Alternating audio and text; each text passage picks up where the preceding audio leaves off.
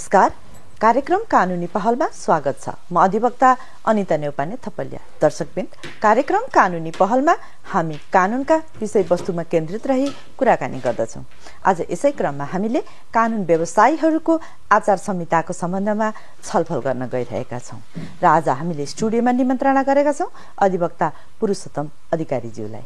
अधिवक्ता पुरुषोत्तम अधिकारी एक अधिवक्ता हुनुको साथसाथै उहाँ काठमाडौँ जिल्ला बारका निवर्तमान उपाध्यक्ष समेत हुनुहुन्छ र उहाँले विभिन्न पीडित तथा कानुन व्यवसायीहरूका हकहितका लागि काम गर्दै आउनु भएको छ। स्वागत गरौँ उहाँलाई।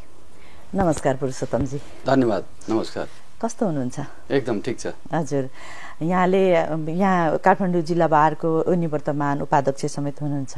एकदम एक्टिभली हैन बारमा यहाँ सक्रिय हुनुहुन्छ। साथै विभिन्न पीडितहरूका तर्फबाट अदालतमा बहस पैरवी समेत गरिराख्नु भएको छ र अधिकारको संरक्षण गर्दै आउनु भएको छ। आज अब हामीले चाहिँ यो कानुन व्यवसायीहरूकै आचार संहिताको बारेमा आज हामी कुराकानी गर्न गइरहँदाखेरि चाहिँ नेपालको कानुन व्यवसायीको आचार संहिता कस्तो पाउनुहुन्छ हैन र यसको पालना के कस्तो, कार्यान्वयनको अवस्था कस्तो छ भन्दै यहाँको छोटो परिचयका साथमा चाहिँ त्यो जवाब चाहन्छु। धन्यवाद अन्तजी। अब यो मेरो प्रोफाइलको बारेमा अब पेशागत कुराहरू गर्दाखेरि म अधिवक्ता र काठमाडौँ जिल्ला बारमा आबद्ध भएर मैले काम गरिरहेको छु।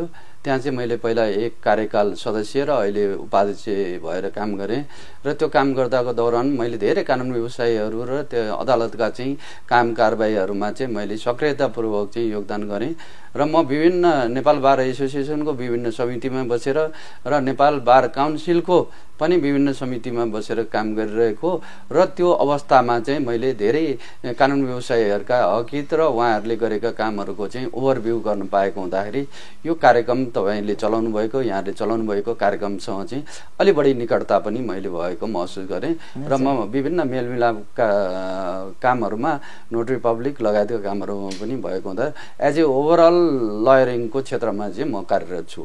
हजुर, आचार संहिताको कुरा अब यो आचार संहिताको कुरा गर्दाखेरि चाहिँ अब हाम्रो अहिले चाहिँ कानुन व्यवसायहरूको संख्या चाहिँ असाध्यै बढिरहेको अवस्था छ। पहिलाको चाहिँ जुन कानुन व्यवसाय सुरु हुँदाखेरि र अहिलेकोमा चाहिँ धेरै भिन्नता चाहिँ आएको छ। त्यसै क्रममा पनि पहिलाको चाहिँ आचार संहितालाई संशोधन गरेर नेपाल बार काउन्सिलले कानुन व्यवसाय सम्बन्धी आचार संहिता 2079 यो चाहिँ लागू गरेको छ सर्वोच्च अदालतको चाहिँ त्यो निर्णयले। अब अहिले विभिन्न यो चाहिँ नवीनतम अभ्यासहरू जस्तो कानुन व्यवसायमा चाहिँ जुन अदालतमा प्र्याक्टिस गर्दाखेरि जुन कानुन व्यवसाय देखिएका विकृति विसङ्गति र कानुन व्यवसायीहरूले गरेका चाहिँ गैर क्रियाकलाप आचरणहरूलाई चाहिँ मध्यनजर गरेर त्यसको रिसर्च गरेर अहिले नवीनतम व्यवस्थाहरू चाहिँ ल्याएको छ। त्यसमा चाहिँ पेशागत हिसाबले चाहिँ गर्न पर्ने गर्न नहुने कामहरू के हुन् भनेर चाहिँ छुट्याएको छ। यो कानुन व्यवसाय आचार संहिता भनेको चाहिँ पेशागत रूपमा चाहिँ कानुन व्यवसायलाई चाहिँ मर्यादित बनाउन र अदालतका काम कारबाहीहरूमा सहयोग गर्नको लागि चाहिँ आचार संहिता ल्याइएको। अब यो आचार संहिताको चाहिँ दुई तीनटा चाहिँ यसको चाहिँ फेनोमेना छ। एउटा कानुन व्यवसायले गर्ने कुराहरू के गर्ने, के गर्नु नहुने र उनीहरूले चाहिँ अदालतलाई के सहयोग गर्नुपर्ने, त्यो भएपछि चाहिँ यो विशुद्ध रूपमा चाहिँ कानुन व्यवसायलाई चाहिँ एउटा शुद्धतामा चाहिँ लैजान सकिन्छ भनेर चाहिँ त्यो एक किसिमको चाहिँ यो ड्राफ्ट भएको छ। यो एक किसिमको चाहिँ यो चाहिँ नियमावली आएको छ हैन। अब यो नियमावलीमा चाहिँ धेरै कुराहरू चाहिँ कानुन व्यवसायीहरूलाई चाहिँ बाँध्नको लागि, धेरै कुरा अनुशासित गराउनको लागि चाहिँ धेरै कुराहरू आएको छ। अब त्यसको चाहिँ केही व्याख्याहरू म गर्न चाहन्छु हैन। ती व्यवस्थाहरू जति कतिपय कुराहरू चाहिँ म यहाँ चाहिँ कतिपय चाहिँ कानुनी रूपमा चाहिँ शब्दगत चाहिँ मिस्टेक हुन सक्छ। यहाँ भएकै व्यवस्थाहरू म यहाँहरूलाई चाहिँ म अवगत गराउँछ। जस्तै यो कानुन व्यवसाय सम्बन्धी चाहिँ आचरणका नियमावली 2079 को चाहिँ व्यवस्था कानुन व्यवसायको कर्तव्य र जिम्मेवारी भन्ने छ। कानुन व्यवसायले के चाहिँ कर्तव्य निर्वाह गर्नुपर्छ र उहाँहरूको जिम्मेवारी के छ, ती विषयहरूमा चाहिँ धेरै व्याख्याहरू छ। अब त्यो मध्येको चाहिँ अलि एउटा चाहिँ महत्त्वपूर्ण के भन्ने छ भने यो नवोदित कानुन व्यवसायहरू आउँदाखेरि पुराना कानुन व्यवसायहरूले के गर्नुपर्छ त भन्दाखेरि आफ्ना सहकर्मी र आफूसँग आबद्ध नवोदित कानुन व्यवसायलाई कानुन व्यवसायमा स्थापित गर्नको लागि उचित पारिश्रमिक सहितको इन्टर्नसिप तथा अनुभव निरन्तर रूपमा आदान प्रदान गर्ने व्यवस्था मिलाउने भनेको छ। त्यो भनेको के भने नि कोही व्यक्ति चाहिँ कसैको फर्ममा गएर चाहिँ त्यतिकै काम गर्नु नपरोस्, ऊ चाहिँ पेएबल होस्, उसलाई चाहिँ पैसा दियोस्, पारिश्रमिक दियोस्। त्यो कारणले चाहिँ उनले पनि काममा खटेर गर्छ र अन्य कामहरूमा चाहिँ उनले चाहिँ हात बढाउनु पर्दैन र पेसागत शुद्धता र आचरण चाहिँ कायम हुन्छ भन्ने एउटा गरी। यी बाहेक अरू पनि धेरै कुराहरू छन् हैन। अब त्यसमा चाहिँ अर्को एउटा के छ भने कानुन व्यवसायीले सेवाग्राहीहरूसँग एउटा निश्चित फी लिएर काम गर्ने हो। त्यसमा चाहिँ फी लिँदाखेरि पनि उनले चाहिँ भरपाई गरेर दिनुपर्ने हैन, कति लिने त्यो कामको आधारले भन्ने चाहिँ यी व्यवस्थाहरू ब्याङ्किङ माध्यमबाट लिने। यो ब्याङ्किङ माध्यमबाट भनेको छ भन्न चाहिँ त्यो व्यवस्था गर्न खोजेको छ। त्यो ब्याङ्किङ मार्फत चाहिँ कस्तो छ भने नेपालमा सबै ठाउँमा चाहिँ ब्याङ्किङ सिस्टमहरू पनि नभएको, क्लाइन्टले कहिलेकाहीँ चाहिँ कस्तो हुन्छ नि उहाँहरूलाई चाहिँ ब्याङ्किङ सिस्टम हामीले अनुभवमा पनि के गरेका छौँ भने त्यो ब्याङ्किङ सिस्टमबाट हालिदिनुहोस् न, क्युआरमा हालिदिनुहोस् न, यसो गरिदिनुहोस् न भन्दाखेरि उहाँहरू होइन क्यास ल्याएको छु अब भन्ने हुन्छ, उहाँहरूले क्यास दिनुहुन्छ। रिसिप्ट दिने साथीहरूले दिनुहुन्छ, ब्याङ्किङ सिस्टमबाट आएको कुराहरूलाई पनि एक्सेप्ट गर्नुहुन्छ। अब कतिपय साथीहरूले चाहिँ अब त्यतिकै नै लिनुहुन्छ दिनुहुन्छ हैन। ब्याङ्किङ सिस्टम चाहिँ पूर्ण रूपमा चाहिँ कार्यान्वयन भएको छैन हैन। त्यसलाई चाहिँ गर्दाखेरि चाहिँ यो पेसागत रूपमा चाहिँ राम्रो हुन्छ। क्यासै लिँदाखेरि पनि त्यसको रिसिट दिने त त्यति खासै प्र्याक्टिस भयो जस्तो लाग्दैन मलाई यो ल फिल्ड यो। अब यस्तो छ त्यो चाहिँ आफूले यो आचरण भनेको चाहिँ व्यक्ति आफैले चाहिँ पालना गर्ने कुरा हो। अफ कोर्स आफूले पालना गर्ने। म कहाँ कुनै क्लाइन्ट आउनुभयो भने म रसिद सम्झिन्छु, म काटिदिन्छु दिन्छु। कतिपय क्लाइन्टहरूले नि अब बाटाघाटामा भेट्नु आयो हुन्छ, ल होइन मलाई अफिस जान हतार छ तपाईँलाई दिइहालेँ भनेर हिँड्ने स्थिति पनि हुन्छ। तर रसिद उहाँहरूलाई पनि काटेर त्यो नाममा चाहिँ काटेर उहाँको वाट्सएपमा अथवा चाहिँ केही गरेर चाहिँ उहाँलाई चाहिँ पठाइदिने गर्यो भने दिँदा हुन्छ। अनि त्यो हिसाब राख्ने सिस्टम गरियो भने हामी वास्तवमा आफै नै बाँधिन्छौँ क्या, त्यसमा अरूलाई भनिरहनु पर्दैन। त्यो एउटा कुरा ब्याङ्किङ सिस्टमको कुरा। अब अरू कुराहरू चाहिँ जस्तो यो चाहिँ कतिपय मुद्दाहरूमा चाहिँ हामीले आफूले गरिरहेका मुद्दाहरूमा हामी अगाडि नै प्रि जजमेन्ट गरिदिन्छौँ, अगाडि नै धारणा बनाइदिन्छौँ, विज्ञप्ति निकाल्छौँ, टिभीमा गएर इन्टरभ्यू दिन्छौँ, युट्युबमा गएर इन्टरभ्यू दिन्छौँ। त्यो चाहिँ प्रभावित गर्ने कुरा, मिडिया ट्रायल गर्ने कुरा यो अहिले धेरै बढिया छ। यो सामाजिक सञ्जालका कारणले चाहिँ धेरै बढिया छ।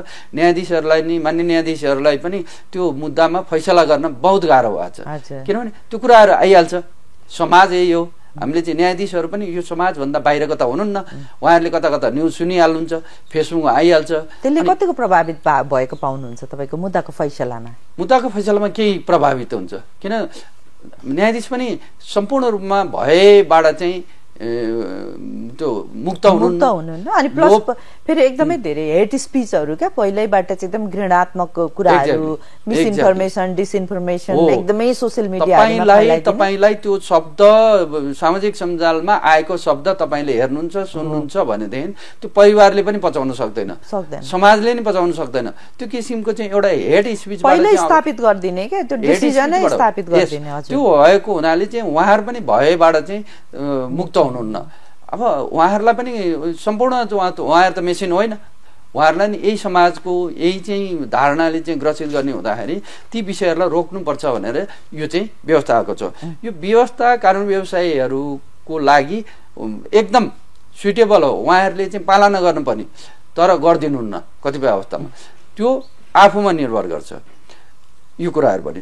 अब अर्को कतिपय कुराहरू छ, हामीले चाहिँ कानुन व्यवसायीहरूले त्यो मुद्दा प्राप्त गर्नको लागि कमिसन लिने अथवा कसैलाई चाहिँ ल मुद्दा ल्याइदिए भनेर चाहिँ मुद्दा ठेक्कै लिने पनि चलन छ नि, कमिसन दिइदिने, एजेन्ट नियुक्ति गर्ने, विभिन्न त्यो स्टेपका चाहिँ एजेन्टहरू हुन्छ नि। हेर्नुहोस्, म यहाँलाई चाहिँ यहाँ मार्फत एउटा कुरो चाहिँ उजागर गर्न चाहन्छु। म कहाँ त्यो क्लाइन्ट डाइरेक्ट आयो भनेदेखि त्यसले तिर्न पर्ने पैसा र म कहाँ कुनै एजेन्ट मार्फत अथवा कोही मार्फत बिचौलिया मार्फत थाहा त हुँदैन, कतिपय वकिललाई काम आएको हुन्छ, त्यो कामको चाहिँ आधारमा चाहिँ पारिश्रमिक तय गर्ने भने हुन्छ, आफूले गरिन्छ। तर त्यो स्टेप वाइजका चाहिँ बिचौलियाहरूले उनीहरूसँग पैसा खाइसकेका हुन्छन्। त्यो चाहिँ कसको नाममा आउँछ भने वकिलको पारिश्रमिकको नाममा आउँछ। त्यसपछि कर्मचारीको नाममा आउँछ, न्यायाधीशका नाममा आउँछ भनेपछि कानुन व्यवसायी चाहिँ सचेत हुनुपर्ने अवस्था छ। उहाँहरूले पनि मुद्दा आएपछि भयो भन्ने पनि होइन। तर त्यो बिचौलियाहरू त कानुन व्यवसायले नै छोड्नु भएको बिचौलिया होला नि त फेरि, होइन? हुनसक्छ त्यो उहाँहरूले पनि अलिकति प्रोटेक्सन गरेको काम आओस् भनेर चाहिँ गरिरहेको हुन्छ, होइन? त्यो हुनाले चाहिँ उहाँहरू पनि त्योबाट चाहिँ अलिकति चाहिँ मुक्त भएर चाहिँ अगाडि बढियो भनेदेखि यो अरू कानुन व्यवसायी र आफ्नो पनि शुद्धता हुन्छ। त्यसले कसलाई चाहिँ सहयोग गर्छ? कानुन व्यवसायीलाई सहयोग गर्छ, अदालतलाई सहयोग गर्छ, सेवाग्राहीलाई सहयोग गर्छ, न्यायलाई सहयोग गर्छ, रुल अफ ल हुन्छ। तपाईँको चाहिँ यो कुराहरूको चाहिँ हामीले चाहिँ अलिकति चाहिँ एडभोकेसी गर्न सक्यौँ भनेदेखि ती कुराहरू रोकिन्छ। अब यी बाहेक अरू पनि कतिपय कुराहरू छन्, होइन? धेरै कुराहरू अहिलेको यो नियमावलीमा धेरै राम्रा कुराहरू ल्याएको छ काउन्सिलले, तर त्यसलाई पालना गर्ने कसले भन्दाखेरि त्यो काउन्सिल त सधैँ कानुन व्यवसायीको ल फर्ममा जान सक्दैन, अदालतमा जान सक्दैन। उसले के गरिरहेछ भन्ने कुरा त सबै सक्रिय रूपमा चाहिँ उसले अनुगमन गर्न सक्दैन भनेपछि कानुन व्यवसायी आफैको पहिलो दायित्व हो यो लागू गराउनेमा। अर्को नेपाल बार एसोसिएसन छ, उसले पनि गर्न सक्छ, बार काउन्सिल आफै पनि छ, बार युनिटहरू पनि छन्। कस्तो यसको यो जुन यहाँले भन्नुभयो bar council, Nepal bar association र विभिन्न बार युनिटहरू छन्, होइन? यो आचार संहिताको कार्यान्वयन गर्न चाहिँ उहाँहरूको समन्वय चाहिँ कस्तो पाउनुहुन्छ यहाँले? अब यस्तो छ, बार काउन्सिल आफै पनि यो चाहिँ नियमनकारी निकाय हो। कानुन व्यवसायको लागि सबैभन्दा पहिलो हेर्न पर्ने निकाय भनेकै नेपाल बार काउन्सिल हो कानुन व्यवसायीका लागि। उसले कस्तो काम गरिरहेको छ, पेसा व्यवसायमा ओभरअल कसरी चाहिँ अहिलेको चाहिँ नयाँ पुस्ताले अथवा चाहिँ पुरानो पुस्ताले कसरी काम गरिरहनु भएको छ, अदालतमा भूमिका कस्तो छ, त्यसपछि चाहिँ आएका उजुरीहरूलाई चाहिँ बार काउन्सिलले कसरी चाहिँ ह्यान्डलिङ गरिरहेको छ, उसले समयमा गरेको छ कि छैन, त्यो उसले गरेको चाहिँ त्यो कानुन व्यवसायीको चाहिँ उजुरीमाथि चाहिँ उसले चाहिँ निर्णय गरेर चाहिँ त्यसको चाहिँ प्रभाव परेको छ कि छैन, तत्काल गरेका छ कि छैन, सेवाग्राहीलाई चाहिँ तपाईँको चाहिँ क्षतिपूर्ति उसलाई चाहिँ घाटा पुगेको छ भनेदेखि त्यसको क्षतिपूर्तिको कुराहरू गरेका छ कि छैन, अथवा चाहिँ निलम्बन गरिएको छ कि छैन, काउन्सिलले उसको चाहिँ लाइसेन्स नसिहत दिएको छ कि छैन भन्ने कुराहरूले अर्थ र नेपाल बार पनि के हुन्छ नि समग्र नेपालभरका चाहिँ कानुन व्यवसायीको छात्र सङ्गठन हो। उसले गरेका कानुन व्यवसायीहरूले गरेका काम कारबाहीका कारणले नेपाल बारको चाहिँ इज्जत र बेइज्जत हुने चाहिँ अवस्था। राम्रो काम गर्यो कानुन व्यवसायी, राम्रो स्ट्यान्डर्ड भइरहेछ, उसको चाहिँ गरिमा बढेको छ भने नेपाल बार पनि अभियसली उसको चाहिँ एउटा चाहिँ हाइट बढ्छ। भोलि कानुन व्यवसायीहरूको चाहिँ अस्वस्थ प्रतिस्पर्धा भइरहेछ भने नेपाल बार एसोसिएसन त अछुतो रहन सक्दैन, उसको पनि भूमिका छ। बार युनिटहरूलाई चाहिँ समय समयमा चाहिँ कानुन व्यवसायीहरूको चाहिँ अध्यावधि लिने, उहाँहरूको आचरणका कुराहरू बुझ्ने, मूल्याङ्कन गर्ने चाहिँ उसको भूमिका हो। त्यसमाथि बार युनिट पनि छ। बार युनिटले पनि आफ्नो युनिटमा अब अहिले त बार युनिटमा चाहिँ धेरै कानुन व्यवसायीहरू आबद्ध हुनुहुन्छ। कुनै पनि कानुन व्यवसायीहरू चाहिँ बार युनिटमा आबद्ध नभइकन म स्वतन्त्र गर्छु भन्ने त केही अपवाद मात्रै हुनुहुन्छ, होइन? उहाँहरूलाई बाध्यता छ केही विषयहरूमा अब बारमा चाहिँ आबद्ध हुनुपर्ने। त्यो कानुन व्यवसायीले बार युनिटले पनि कानुन त्यो चाहिँ पालना गर्नको लागि चाहिँ ठुलो भूमिका खेल्छ। तर पालना चाहिँ कतिको भएको छ? अब सबैभन्दा महत्त्वपूर्ण कुरा यहाँनिर, किनभने यहाँले त अब बारमै बसेर हेर्नु भएको छ, होइन? त्यहाँमाथि पनि काठमाडौँ जिल्ला बार भनेको त नेपालकै सबैभन्दा बढी सदस्यता भएको बार हो क्यारे, होइन? अनि भनिसकेपछि यहाँले त नजिकबाट हेर्नु भएको छ र त्यसमा चाहिँ यो बार काउन्सिल, नेपाल बार, त्यो बार युनिटहरूले भूमिका, उहाँहरूको भूमिका कतिको प्रभावकारी छ र त्यसलाई प्रभावकारी बनाउन के गर्नु पर्ला? अब यस्तो छ, असाध्यै प्रभावकारी भूमिका छ भनेर म यहाँ अनावश्यक कुरा पनि गर्न चाहन्न, किनभने त्यो भन्नु भनेको चाहिँ किनभने सबैले देख्ने र महसुस गर्ने कुरै हो। वास्तवमा अलिकति चाहिँ उजुरी नआएसम्म कानुन व्यवसायीका कुराहरूमा बार युनिटहरूले हेर्ने बुझ्ने गरेका छैन। उजुरी आयो भने लिखित उजुरी आइसकेपछि बल्ल लिखित उजुरी आयो भनेदेखि चाहिँ त्यो विषयमा चाहिँ अगाडि बढेर बारसँग कुरा गरेर हुन्छ कि बार काउन्सिलसँग कुरा गरेर हुन्छ कि नेगोसिएसन गरेर हुन्छ कि अथवा उसलाई चाहिँ त्यो बारेमा चाहिँ निर्णय गराएर हुन्छ, त्यो गर्नमा लाग्या हुन्छ। अब बार युनिटहरूले पनि अलिकति चाहिँ के गर्नुपर्ने जरुरी छ। हाम्रो पालामा पनि म उपाध्यक्ष हुँदाखेरि पनि यो कानुन व्यवसाय आचार संहिता सम्बन्धी चाहिँ कार्यक्रमै गरेका थियौँ, एउटा काम गरेका थियौँ। प्रत्येक बार युनिटहरूले यो पेशागत आचरण सम्बन्धी चाहिँ आफ्नो कार्यकालमा सकिन्छ वर्षमा एउटा, सकिँदैन 2 वर्षको चाहिँ कार्यकालमा एउटा मात्र भए पनि चाहिँ प्रोग्रामहरू गरियो भने कानुन व्यवसायीहरूले आफ्नो बारेमा चाहिँ मेरो चाहिँ के रहेछ त थाहा पनि पाउँछ नि। भर्खर लाइसेन्स लिनेले त पढ्नु नै भयो होला, पढ्नु नै भयो हुन्छ, तर यहाँ त समस्या त अझ पुरानोले पो नगर्दैन। हो एक्ज्याक्ट। यसमा दुईटा कुरा छ, फेरि दुईटा कुरा छ। भर्खर आउने नवोदितवालाहरूमा चाहिँ के माइन्डसेट छ भने कमाइहालिन्छ, तत्कालै कमाइहालिन्छ, पैसा पनि तत्कालै कमाइन्छ, नाम पनि तत्कालै कमाइन्छ भन्ने छ। त्यसपछि वरिष्ठहरू जो हुनुहुन्छ उहाँ स्थापित भइसक्यो, उहाँहरूलाई चाहिँ के छ भने हामीले जे गरे नि हुन्छ, कता कता छ क्या, कसले चलाउँछ र हो, हामीलाई के गर्छन् त। उहाँहरूको उजुरी केही पर्यो भने वर्षौँसम्म त्यहाँ काउन्सिलमा थन्किया पनि छ। त्यसलाई चाहिँ एउटा चाहिँ समता भावको हिसाबले जे गरेको छ त्यसको चाहिँ निर्णय गरिदियो भनेदेखि बार काउन्सिल, नेपाल बार युनिटहरूले चाहिँ एउटा चाहिँ प्रभावकारी चाहिँ एउटा परिणाम एकदमै स्पष्ट वक्ताको रूपमा यहाँले आफूले आफूलाई स्थापित पनि गर्नुभएको छ र सोही कुरा यहाँ पनि यहाँले एक्सप्लेन गर्नुभएको छ। अब हामीले जस्तो कतिपय हाई प्रोफाइल केसेसहरूमा होइन भर्खरै मात्र रिसेन्ट हामीले केही वर्षका हामीले उदाहरणहरू हेऱ्यौँ भने पनि बकाइदा त्यो जो चाहिँ कानुन व्यवसायी हुनुहुन्छ उहाँहरूले नै आएर मिडियामा त्यो केसको बारेमा यति धेरै एक्सपोज गर्नु भएको छ जसको प्रभाव हामीले मुद्दाको फैसलामा पनि देखेको अवस्थाहरू विद्यमान छ होइन। मिडिया ट्रायल एकदमै भएको छ र सबैभन्दा पीडितलाई यति बढी मात्रामा मिडिया ट्रायलबाट चाहिँ भिक्टिमाइज गरेर रिभिक्टिमाइज गर्दै लगिएको अवस्था र लास्टमा गएर मुद्दै झिक्ने अवस्थामा पनि हामीले भएको देख्यौँ होइन। तर त्यस्तो केसहरूमा चाहिँ आचार संहिताको उल्लङ्घन, किनभने त्यसमा वरिष्ठहरू हुनुहुन्थ्यो, एकदमै नाम चलेको वकिलहरू हुनुहुन्थ्यो होइन। तर त्यस्तो केसहरूमा चाहिँ आचार संहिता उल्लङ्घन भएको भनेर कहीँ पनि हामीले सुन्न पाएनौँ र बारले कुनै एक्सन लिएको पनि हामीले देख्न पाएनौँ होइन। के बारै पनि आफै पनि अथवा बार काउन्सिल भनौँ अथवा नेपाल बार भनौँ अथवा होइन बार युनिटहरू पनि उहाँहरूबाट मतलब हाई प्रोफाइल लयरहरूबाट प्रभावितै भएको हो अथवा के हो त्यसको वास्तविक? अब यसमा चाहिँ यस्तो हुन्छ, यहाँले इङ्गित गर्नु खोज्नुभएका केही मुद्दाहरूको चाहिँ मैले पनि अनुभव गरेँ होइन। ती मुद्दाहरूमा जस्तो मुद्दाहरू चलिरहेको हुन्छ, आउने अन्तर्वार्ता दिने, विज्ञप्ति निकाल्ने, त्यही किसिमको चाहिँ उहाँहरूले चाहिँ स्टन्ट भन्छु यो हामी स्टन्ट हो। किन न्याय प्राप्त गर्न जाने कानुन व्यवसायीहरूले सेवाग्राहीहरूको मुद्दा लिएर अदालत जाने हो भने बेन्चमा बहस गर्ने हो। उहाँले मस्यौदा गर्नुपर्ने छ, उहाँको तर्फबाट चाहिँ केही निवेदन हाल्नु छ भने निवेदन हाल्ने, बेन्चमा पेश गर्ने, अदालतमा पेश गर्ने, युट्युबमा होइन। त्यसपछि चाहिँ उहाँहरूले चाहिँ टेलिभिजनहरूमा पत्रिकाहरूमा त्यो मुद्दा विशेषमा त्यसको चाहिँ लाभ र हानिका आधारमा चाहिँ उहाँहरूले इन्टरभ्यू दिन पनि मिल्दैन वास्तवमा भन्ने हो होइन। जस्तो मैले यो इन्टरभ्यू अहिले मैले चाहिँ यहाँसँग साक्षात्कार गरिरहेको केही विषय चाहिँ मेरो मुद्दासँग रिलेटेड रहेछ भने मैले दिन मिल्दैन। मैले आज चाहिँ यहाँहरूले चाहिँ यति राम्रो कार्यक्रम गर्नुभएको छ, विषय के भने कानुन व्यवसायको आचार संहिता हो। यस्ता विषयहरूमा चाहिँ हामीले दिने हो क्या। कानुन व्यवसायीहरूले गएर चाहिँ त्यहाँ चाहिँ आफ्नो चाहिँ धारणा राख्ने हो। आफूले मुद्दा गरिरहेछ अथवा चाहिँ मुद्दा नगरे पनि टेलिभिजन युट्युब आयो भनेदेखि तुरुन्त गएर चाहिँ त्यो मुद्दाको विषयमा चाहिँ बोल्न सक्छ। अर्को कुरा वरिष्ठज्यूहरूले चाहिँ बोलेको विषयहरूलाई पनि काउन्सिलमा पनि उजुरी आएको छ भने पनि उहाँहरूले चाहिँ नदिने। त्यो चाहिँ एउटा राजनीतिकबाट चाहिँ प्रेरित अथवा चाहिँ वरिष्ठज्यूहरूको चाहिँ प्रभावबाट चाहिँ आएको चाहिँ भन्नलाई चाहिँ किञ्चित यो चाहिँ मलाई अप्ठ्यारो छैन।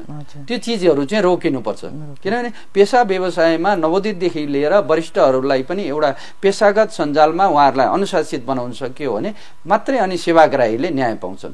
त्यसमा कर्मचारीले पनि काम गर्न सक्छन्। नभएदेखि बाहिर चाहिँ एउटा चाहिँ मिडिया ट्रायल भइरहेछ, कर्मचारीले काम गर्न सक्दैन, आएर घेरिरहेका हुन्छन्, न्यायाधीशले काम गर्न सक्दैनन्, घेरिरहेका हुन्छन्। न्याय त दिनु पर्यो। त्यो हुनाले चाहिँ सुरक्षा संयन्त्रका पनि धेरै कुराहरू छन्। यसमा चाहिँ हामी सबै चनाखो भएर चाहिँ अगाडि बढ्नुपर्ने जरुरत देख्छु म चाहिँ।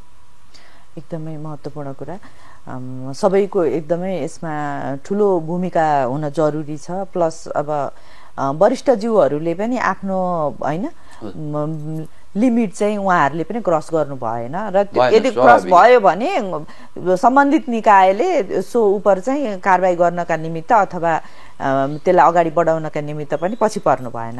अब सबैभन्दा महत्त्वपूर्ण कुरा ल अब गर्नुभयो अरे उहाँहरूले चाहिँ मिडिया ट्रायल पनि गर्नुभयो होइन उहाँहरूले सबै आचार संहिताको पनि पालना गर्नु भएन बिचमा बिचौलिया पनि राख्नुभयो यो प्रकारको कामहरू भयो होइन आचार संहिताको उल्लङ्घन भयो हामीले कानुनी भाषामा भन्नुपर्दा उल्लङ्घन गर्नुभयो उहाँले अब के हुन्छ अब यस्तो हुन्छ अब यो कानुन व्यवसाय आचार संहिता उल्लङ्घन गरे बापत चाहिँ विभिन्न अब सजाय नै भनौँ न त्यसमा चाहिँ अब नसिहत दिने हुन्छ सचेत गराउने हुन्छ अनि निलम्बन गर्ने केही समयलाई चाहिँ त्यो प्रमाणपत्र चाहिँ निलम्बन पेसा व्यवसाय गर्न नपाउने गरी निलम्बन गर्ने हुन्छ र अधिकतम सजाय भनेको चाहिँ प्रमाणपत्र खारिज गर्ने भन्ने हुन्छ त्यो बाहेक अरू चाहिँ वरिष्ठ अधिवक्ताहरू अथवा अधिवक्ताज्यूहरूले जसले चाहिँ गर्नुभएको छ अब क्रिमिनल लायबिलिटी नै त्यो हुने खालको गर्नुभएको छ भनेदेखि त नेपालको प्रचलित कानुनले अरू नागरिकलाई हुने सजाय त्यो त भइहाल्छ त्यो बाहेक पेसागत हिसाबले गर्ने कुराहरू चाहिँ यी प्रमाणपत्र निलम्बन गर्ने सचेत उहाँलाई सचेत गराउने केही समयको लागि नसिहत दिने लगायतका कुराहरू हुन्छन् अब अलिकति चाहिँ प्रभाव त्यसका कारणले प्रभाव परेको छ अथवा चाहिँ सेवाग्राहीहरूलाई त्यसको चाहिँ घाटा भएको छ भने चाहिँ उहाँहरूले अब छुट्टै कानुन मार्फत चाहिँ उपचार खोज्न जान चाहिँ उहाँहरू चाहिँ पाउनुहुन्छ होइन त्यो हामी चाहिँ वास्तवमा वरिष्ठज्यूहरूलाई पनि सम्मान गर्छौँ उहाँहरूको अनुभव यति धेरै अनुभव हुन्छ त्यसबाट चाहिँ हामीले लिने हो नयाँ पुस्ताले लिने हो उहाँहरूले सिकाइदिनु पर्यो राम्रो कुरा चाहिँ सिकाइदिनु पर्यो नराम्रो कुरा छोडिदिनु भएन राम्रो कुरा सिकाइदिने र नयाँ पुस्ताहरूलाई चाहिँ बिस्तारै पेसामा चाहिँ राम्रो बनाउँदै जानुपर्छ सजायको हकमा चाहिँ त्यही नै हो अब अरू कुराहरू चाहिँ क्रिमिनल कुराहरू भएको छ भनेदेखि चाहिँ त्यसको लायबिलिटी चाहिँ नि प्रचलित कानुन अनुसार नै हुन्छ ओके अब क्रिमिनल लायबिलिटी त अब यदि त्यस्तो खालको काम गर्नु भएको छ भने त अफकोर्स अब क्रिमिनल ल नै आकर्षित हुने भयो होइन क्रिमिनल जस्टिस सिस्टम नै आकर्षित हुने भयो त्यो हुने नै भयो सोदेखि बाहेक साधारण आचार संहिताको उल्लङ्घन गर्नुभएको छ भने नसिहतका कुराहरू यहाँले भन्नुभयो अब तर त्यो हाम्रो आचार संहितामा प्लस त्यो अनुशासनसँग रिलेटेड कुराहरू भयो अब यसको कार्यान्वयन अघि पनि हामीले कार्यान्वयनको कुराहरू अगाडि पनि गऱ्यौँ होइन अहिलेसम्मको हामीले यसो हेर्दाखेरि कति हाम्रो कानुन व्यवसायीहरू यो आचार संहिता उल्लङ्घन गरे बापत यो किसिमको नसिहत अथवा सर्टिफिकेटहरू नै होइन आफ्नो लाइसेन्सै खारेज हुने अवस्थामा पुग्नु भएको केही उदाहरणहरू छ हामी त्यसमा अब लाइसेन्स खारेजै भएको पनि हामीले देखेका छौँ त्यो आएको छ अब काउन्सिलले त्यो निर्णय गरेको छ अब नसिहत दिने त्यसपछि निलम्बन गर्ने कुराहरू पनि छ अब ठ्याक्कै यसको चाहिँ अब डाटा वाइज चाहिँ अलिकति चाहिँ त्यहाँको चाहिँ तयारी अथवा चाहिँ त्यो कोही आधिकारिक व्यक्ति हुनुभयो भएदेखि यसको चाहिँ यो यति भन्न मिल्थ्यो होइन तर प्रमाणपत्र पनि खारेज भएको सम्म छ तर जति जुन रूपमा आएका उजुरीहरूलाई तत्काल निर्णय गर्नुपर्ने हो अब अलिकति सरकारी संयन्त्र सरह भएको हुनाले चाहिँ अब त्यहाँ पनि सबै कानुन व्यवसायीहरू हुनुहुन्छ प्रतिनिधित्वको हिसाबले प्रभाव पर्ला नगरिदिनु भन्नको लागि होइन अब सेवाग्राहीको हिसाबले उहाँहरूले उजुरी गर्नुभएको हुन्छ उहाँहरूको बल नपुग्या हुन सक्छ त्यो सेवाग्राहीको बल पुग्या छैन भनेर काउन्सिलले रोकेर राख्न मिल्दैन अथवा कानुन व्यवसायीहरूको चाहिँ प्रभावले चाहिँ त्यो गर्न गाह्रो भएको छ भने त्यो चिजलाई रोक्न पनि मिलेन तत्समय चाहिँ त्यसको चाहिँ निर्णय गरेर के हो त्यसको चाहिँ निर्णय गरिदियो भनेदेखि अरू कानुन व्यवसायीहरूको लागि पनि त्यो चाहिँ लेसन हुन्छ अफकोर्स लेसन हुन्छ त्यो हुनाले चाहिँ यी चिजहरू चाहिँ अलिक काउन्सिल चाहिँ सरकारी लेभलबाट भन्दा अलिकति चाहिँ त्यो चाहिँ नियमनकारी वास्तवमै अलिकति कानुन व्यवसायीहरूको लागि डर के अनुशासनको लागि डर पैदा गर्ने चाहिँ एउटा संस्थाको रूपमा चाहिँ जन्मिनुपर्छ अच्छा यहाँले भन्नुभएको जस्तो अलिकति नियमनकारी भूमिका जुन छ प्लस त्यसलाई नियमन गर्ने मात्रै नभएर अलिकति पहिलेबाट मोनिटरिङको पाटो पनि किन भन्दाखेरि अनुगमन भइसकेपछि बल्ल अनुगमनबाट रिजल्टहरू आउँछ र सोबाट चाहिँ अनि हामीले नियमनको कुरामा हामी जान सक्ने भयौँ अब यो कुरा गर्दाखेरि हाम्रो आचार संहिताले अनुगमनको पाटोलाई पनि केही हेरेको छ अनुगमन पनि गर्ने भनेको छ काउन्सिलको चाहिँ एउटा दायित्व कानुन व्यवसायीहरूको चाहिँ पेसा व्यवसायको अनुगमन गर्ने उहाँहरूको ल फर्म निरीक्षण गर्ने अदालतमा चाहिँ गरेका चाहिँ बहसहरू अरू चिजहरूलाई चाहिँ उहाँहरूले चाहिँ अनुगमन गर्न पाउने चाहिँ राइट छ अब कतिपय अवस्थामा म यहाँहरूलाई चाहिँ उदाहरणै भनिदिन्छु पेसामा अस्वस्थता कहाँनिर छ भन्ने जस्तो काठमाडौँ जिल्ला अदालतकै एउटा कुरा गर्ने हो भने कतिपय कानुन व्यवसायहरू बिहान अदालत खुल्नुभन्दा 2 घण्टा अगाडिदेखि त्यो काठमाडौँ जिल्ला अदालतको गेट अगाडि वरिपरि अथवा चाहिँ त्यो वरिपरि भएका रेस्टुरेन्टहरूमा उहाँहरू जम्मा भइसक्नु भएको हुन्छ अनि आउने सेवाग्राहीहरूसँग चाहिँ त्यहाँ बिस्तारी काम अगाडि नै बस्नुहुन्छ उहाँहरू चाहिँ मोलतोलका कामहरू हुन्छ काम त्यसरी चाहिँ लिन्छ कानुन व्यवसायीहरू अदालत अगाडि आएर कानुन व्यवसाय त्यो व्यवसायी सेवाग्राहीहरूसँग काम लिने होइन उहाँहरूले के गर्नु पर्यो लफर्म राख्नु पर्यो लफर्ममा बस्ने हो सेवाग्राहीहरू लफर्ममा आएर चाहिँ सेवा लिनुहुन्छ अब त्यति एउटा कुरा अब अर्को कुरो कर्मचारीसँग त्यसपछि अरू विषयहरू चाहिँ जोडिएर चाहिँ उहाँहरूले चाहिँ काम गरिरहनु भएको छ अब यो भनेको चाहिँ हामीले कानुन व्यवसायलाई लान्छना लाउन खोजे होइन यो विषय चाहिँ न्यूनीकरण भयो भने हाम्रो हाइट बढ्छ भनेर भनिरहेको छु मैले हजुर अब दिउँसोभरि काम हुन्छ त्यसपछि कर्मचारी र बिचौलियाहरूसँग चाहिँ बसेर चाहिँ उहाँहरूले बटवारा गर्नुहुन्छ यो पनि राम्रो होइन राम्रो काम गर्ने कानुन व्यवसायहरू त्यसपछि पछाडि पर्नुहुन्छ जो चाहिँ फ्रन्टमा आउनुहुन्छ उहाँहरूले काम गरिरहनु भएको हुन्छ बिहानै आउनुहुन्छ अदालत अगाडि बस्नुहुन्छ काम अलिअलि खोजखास गर्नुहुन्छ त्यसपछि हिँड्नुहुन्छ भनेपछि यो व्यवसायमा चाहिँ अलिकति त्यसले चाहिँ अस्वस्थ प्रति हो यस्ता चिजहरू चाहिँ काउन्सिलले अनुगमन गरेर रोक्नु पर्यो रोक्नु पर्यो अनि कतिपय कुराहरू चाहिँ धेरै भएको त पाइँदैन नि होइन पाइँदैन काउन्सिलले यो विषयमा चाहिँ अलिकति चाहिँ आफ्नो ध्यानाकर्षण गर्न नसकेको हो काउन्सिल हुनसक्छ हामीले पनि धेरै कुराहरू यस्ता तपाईँ यो जुन आज चाहिँ जुन अन्तर्वार्ता चाहिँ यो विषयमा भयो नि यस्ता विषयहरू चाहिँ धेरै अरू टेलिभिजनहरूले पनि युट्युब च्यानलहरूले पनि गरेपछि चाहिँ त्यो काउन्सिल पनि अलि बाध्य हुन्छ नि त कानुन व्यवसायहरू पनि अवेर हुन्छन् नि हामीसँग छैन हामी पोलिटिकल न्युज र पोलिटिकल एजेन्डामा चाहिँ ठुलो हिसाबले चाहिँ भाषण गर्छौँ टेलिभिजनहरूले पनि यस्ता प्रोग्रामहरू कमै मात्र चलाउँछन् हैन उहाँहरूले पनि लाभ र हानि हेर्नुहुन्छ होला त्यसपछि बार युनिटहरूले पनि धेरै यो पेशागत आचरणका विषयमा चाहिँ गरेकै हुँदैन फाटाफुट्टा मात्र गरे हुन्छ अब अलिकति चाहिँ Nepal bar association bar council bar युनिटहरूले पनि पेशागत कानुन व्यवसायको पेशागत आचरण सम्बन्धी कार्यक्रमहरूलाई चाहिँ अलि बढी कार्यक्रम गरेर यो जनचेतना बढाउने पनि र काउन्सिललाई पनि बाध्य पार्ने काम चाहिँ गर्नुपर्छ एकदमै राम्रो कुरा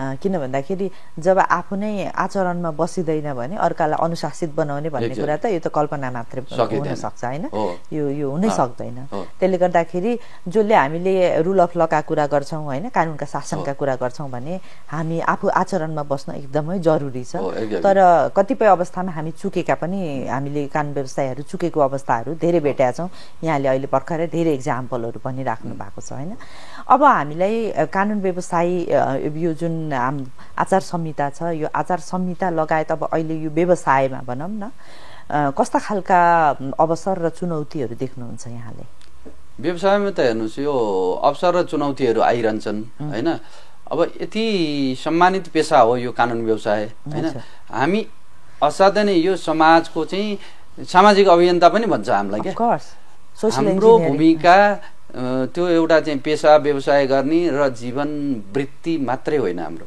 हामीलाई त राज्यले कानुन व्यवसाय गर्न चाहिँ यत्रो अवसर दिएको छ हामीले पढ्यौं आज यो स्थितिमा आयौं भनेपछि हामीले सेवाग्राहीहरूको लागि पीडितहरूको लागि पनि केही गर्न सक्ने अवस्था हुन्छ हामीले व्यवसाय गर्छौं त्यो बाहेक हामीले केही प्रबोधनको चाहिँ काम गर्ने सेवाग्राहीहरूलाई हैन जस्तो विभिन्न एनजीओहरूले गर्नु भएको छ हामीले पर्सनली पनि गर्न सक्छौं हैन त्यसबाहेक चाहिँ अरू चीजहरुमा पनि हामीले चाहिँ अब यो पेशा व्यवसायलाई चाहिँ अलि स्ट्रेन्थेन गर्न यसको भूमिकालाई बढाउनको लागि चाहिँ हामीले विभिन्न यसै जस्तो अहिले तपाई र म चाहिँ जुन हिसाबले चाहिँ साक्षात्कार भएको छौं यी विषयहरू चाहिँ अलिकति चाहिँ जनतामाझ पनि लैजाने र हामीले यो समाजमा चाहिँ केही योगदान गर्न सक्ने अवस्थाका कानुन व्यवसायहरूले यी विषयहरूलाई पनि उठाउनु पर्छ भन्ने लाग्छ र जुन नेतृत्वमा हामी पुग्छौं नि नेपाल बार एसोसिएसन अथवा चाहिँ बार युनिटहरुमा नेतृत्वमा पुग्ने साथीहरूले पनि अलिकति यसलाई चाहिँ घचघच्याएर चाहिँ बार एसोसिएसन मार्फत यो पेशा व्यवसायलाई चाहिँ समृद्ध बनाउनलाई चाहिँ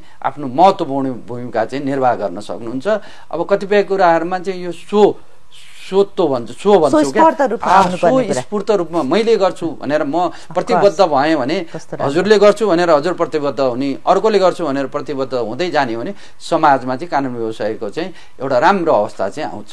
अब हामी नेपाल बारमा, बार काउन्सिलमा, विभिन्न बार युनिटहरूमा नेतृत्व गर्ने अब धेरै वर्गहरू, धेरै कानुन व्यवसायीहरू हुनुहुन्छ र अब फेरि त्यो त चलि नै रहन्छ यो प्रक्रिया।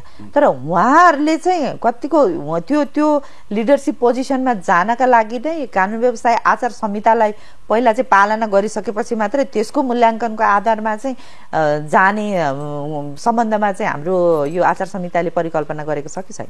त्यो त गरेको छैन। अथवा न्यायाधीशमै भन्नु, न्यायाधीश नियुक्तिकै कुरा हो, गरौँ। सबै कुराहरू त यो कानुनले आचरणमा समेट्न नि सक्दैन। अब त्यो आवश्यकता रह्यो, भोलि चाहिँ त्यो आवश्यकतालाई पहिचान गरियो र स्टेक होल्डर बिचमा चाहिँ बसेर चाहिँ त्यसलाई छलफलको विषय बनाइयो भने यो चाहिँ अभियसली बन्न सक्ला। अब अहिले नै यही विषयले चाहिँ अब नेतृत्वमा जान सक्ने नसक्ने अथवा चाहिँ त्यो चाहिँ फेरि मूल्याङ्कन गर्ने चाहिँ त्यो भोटरहरूले हो क्या। यो व्यक्ति चाहिँ बेटर छ है, यसले चाहिँ आचार संहिता पालना गरेको छ, यो चाहिँ पेसा व्यवसाय प्रतिबद्ध छ, यसले कर्मचारी र न्यायाधीशलाई चाहिँ मिलाएर चाहिँ घुस खुवाउँदैन, पैसाको लेनदेन गर्दैन, आर्थिक अनियमितता गर्दैन, यो मान्छे चाहिँ बेटर छ है भन्ने चाहिँ भोटरको कुरा हो। अब उहाँहरूको जजमेन्टले मात्रै निर्धारित गर्ने। अब यहाँले पैसा खुवाउने कुराको निकाल्नु भयो होइन, पैसा खुवाउने। अब नेपालमा भ्रष्टाचार हुनुमा चाहिँ कानुन व्यवसायीहरूको पनि एकदमै ठुलो भूमिका छ भन्ने पनि भाष्य छ होइन, के भन्नुहुन्छ यहाँले? अब यस्तो छ, यसमा जिब्रो चपाउनु पर्ने अथवा चाहिँ यसमा चाहिँ दोहोरो कुरा गर्नुपर्ने कुरा छैन। पैसा नखुवाइकन, आर्थिक चाहिँ लेनदेन नगरिकन आफ्नो हिसाबले पेसा व्यवसाय गर्ने साथीहरू पनि हुनुहुन्छ। कतिपय कानुन व्यवसायीहरू चाहिँ कर्मचारी न्यायाधीशसँग चाहिँ मिलमतमा उहाँहरूको चाहिँ पेसा व्यवसाय राम्रैसँग चलाइ पनि रहनु भएको छ होइन। कतिपय व्यक्तिले बाध्यतामा परेर चाहिँ पैसा अलिअलि नदिकन कामै नहुने अवस्था भएको हुँदाखेरि नदिकन गर्न सक्ने अवस्था पनि बनाएको हुन्छ। कतिपय कर्मचारीहरू 1 रुपियाँ पैसा नलिएको पनि काम गर्नुहुन्छ। मैले त्यस्तो पनि ल्याएको छु। पैसा कहिलेकाहीँ चाहिँ के हुन्छ भने काम गरिदिए बापत पछि ल हजुरलाई चाहिँ यसो भनेर भन्यो भने उहाँहरूले नो, त्यति इमान्दार कर्मचारी पनि हुनुहुन्छ, न्यायाधीशहरू पनि हुनुहुन्छ। सबैलाई एउटा डालोमा हाल्न त मिल्दैन, तर अलिकति चाहिँ आर्थिक अनियमितताको चाहिँ कुरो अदालतमा भएको विषय कसैले लुकाउनै पर्दैन, त्यो चाहिँ देखिएकै कुरा हो। यसलाई चाहिँ न्यूनीकरण गर्न कानुन व्यवसायी, सेवाग्राही, कर्मचारी, न्यायाधीश र अरू स्टेक होल्डरहरूले भूमिका खेल्नुपर्छ। अनुगमनको पाटो पनि स्ट्रङ हुनु पर्यो, सबैभन्दा महत्त्वपूर्ण होइन त? किन भन्दाखेरि अनुगमन भएर कुनै केस त्यस्तो बाहिर आयो भने भोलिका लागि पनि यहाँले अघि भन्नुभएको जस्तो लेसन लर्न पनि हुन्छ एकदमै। त्यसले गर्दाखेरि अनुगमनको पाटोलाई चाहिँ एकदमै महत्त्वपूर्ण यसमा भूमिका रहन्छ। यद्यपि अब कानुन व्यवसाय आफैले होइन, विद्वान कानुन व्यवसायी हो नि त, कानुन व्यवसाय भन्ने बित्तिकै एकदम विद्वान कानुन व्यवसायी भनेर होइन ऊ नै छ भनिसकेपछि आफूलाई नै आचरणमा बस्नका लागि त अफकोर्स आफूले नै गाइड गर्नुपर्ने, स्वस्फूर्त रूपमा आफूले नै लिनुपर्छ त्यो इनिसिएसन। यद्यपि अब कतिपय अवस्थामा उहाँहरू पनि चिप्लिन सक्नुहुन्छ भन्ने हिसाबले चाहिँ त्यो किसिमको अनुगमनको पाटोलाई पनि स्ट्रङ बनाउन सक्यो भने बार काउन्सिल र नेपाल बार एसोसिएसनले बढी प्रभावकारी होला होइन त? हो, त्यो त एकदम हो। यो कानुन व्यवसाय आचरण अरूमा ऐन भन्छ, सजाय भन्छ, जस्तो कतिपय कुराहरूमा चाहिँ हामीलाई चाहिँ आचरण भन्ने छ क्या। आचरण, हाम्रो आचरणलाई चाहिँ अनुशासित बनाउने यो चाहिँ नियमावली होइन। आचरण नभए त ल कानुन व्यवसायहरूलाई सजाय गर्ने ऐन भन्थ्यो होला नि त। कानुन व्यवसायको चाहिँ आचरण सम्बन्धी ऐन भनेको छ, त्यो नै आफैले पालना गर्नु पर्यो। त्यो हुँदाखेरि चाहिँ कानुन व्यवसायमा आफैले पालना गर्ने र कानुन व्यवसायलाई शुद्ध बनाउने। एकदमै यहाँले अब हामीले धेरै पाटोलाई, यसको विभिन्न पाटोहरूलाई हामीले छलफल गरिसकेको अवस्था छ। अब अन्तमा मेरो एकदमै अन्तिम प्रश्न यहाँलाई, अब हामीले चाहिँ कस्तो खालको पहल, कहाँबाट कसरी पहल गर्यो भने यो कानुन व्यवसायीहरूको आचार संहिताको पूर्ण रूपमा पालना होला? हाम्रो कानुन व्यवसायीहरूको नै एउटा हुन्छ नि शिर नै ठाडो हुने गरी भनौँ न होइन, यसलाई एकदमै इज्जतपूर्ण पेसाको रूपमा लियो सबैले होइन। किन भन्दाखेरि आज चाहिँ अब कतिपय अवस्थामा चाहिँ कानुन व्यवसायीहरूलाई चाहिँ होइन, अब जस्तो ब्याङ्कको लोनको कुरा गर्दाखेरि पनि, उसको कुरा गर्दाखेरि पनि कानुन व्यवसायलाई अलिकति त्यो रूपमा हेरिँदैन भनिसकेपछि त्यो यसलाई एकदमै सम्मानजनक बनाउनका लागि कहाँबाट कस्तो पहल कसले गर्नु पर्ला? अब पहिलाको तुलनामा अहिले त धेरै त्यो एउटा सिस्टममा पनि आइसकेको छ। धेरै कानुन व्यवसायहरू चाहिँ अब अहिले चाहिँ धेरै राम्रो चाहिँ कलेजहरूमा युनिभर्सिटीहरूमा पढेर उहाँहरूले चाहिँ सिकेको चाहिँ ज्ञानलाई अहिले यहाँ एप्लाई पनि गर्दै हुनुहुन्छ। अब त्यो एप्लाई गर्ने कुरामा चाहिँ कतिपय अवस्थामा चाहिँ हामीले यो पेसा व्यवसायलाई चाहिँ अलिकति चाहिँ बढाउन, यसलाई समृद्ध बनाउन त प्रत्येक अर्गनाइजेसनको एउटा इमान्दार प्रयत्न चाहिन्छ। दोस्रो कुरो व्यक्ति आफै पनि यो व्यवसायमा म कन्टिन्यू एफर्ट गरेर म मेहनत गरेर चाहिँ सेवा गराएको काम गरेर न्याय दिलाएर चाहिँ म आफ्नो जीविका उपार्जन गर्छु भन्ने हो भने त्यो एउटा चाहिँ सम्भावना असाध्यै नै छ। किनभने यसमा त्यति बिचौलियापनको आधारमा अथवा ठगीको आधारमा अथवा चाहिँ सेवा गराइहरूलाई चाहिँ धेरै चाहिँ पैसा लिएर गर्नै पर्दैन। म निरन्तर यो व्यवसायमा गर्छु भनेर इमान्दार प्रयत्न गर्ने हो भने व्यवसाय शुद्ध हुन्छ र सेवाग्राहीले पनि न्याय पाउँछन् भन्ने चाहिँ मेरो आफ्नो चाहिँ धारणा हो। हजुर, एकदमै यहाँको अमूल्य समय, अमूल्य विचारका लागि यहाँलाई धेरै धेरै धन्यवाद। हुन्छ, थ्याङ्क यू। यहाँले पनि एउटा चाहिँ यो यति राम्रो चाहिँ प्रोग्राम जस्तो आचरण सम्बन्धी, कानुन व्यवसायका आचरण सम्बन्धी चाहिँ कार्यक्रममा चाहिँ निम्तो गरेर चाहिँ मलाई बोलाउनु भयो, त्यसको लागि यहाँलाई धेरै धेरै धन्यवाद व्यक्त गर्दछु। Thank you very much. दर्शकवृन्द, हामी कार्यक्रमको अन्तिम चरणमा आएका छौँ। आज हामीले कानुन व्यवसायको आचार संहिता र सोको अभ्यासको सम्बन्धमा कुराकानी गरेका छौँ र आज हामीसँग हुनुहुन्थ्यो अधिवक्ता पुरुषोत्तम अधिकारीज्यू। अर्को साता अर्को विषयवस्तु लिएर उपस्थित हुने नै छु। यदि यहाँको कुनै प्रश्न जिज्ञासा भए हाम्रो फेसबुक तथा युट्युब मार्फत सोध्न सक्नु नै हुनेछ। यति भन्दै बिदा हुन्छु। नमस्कार।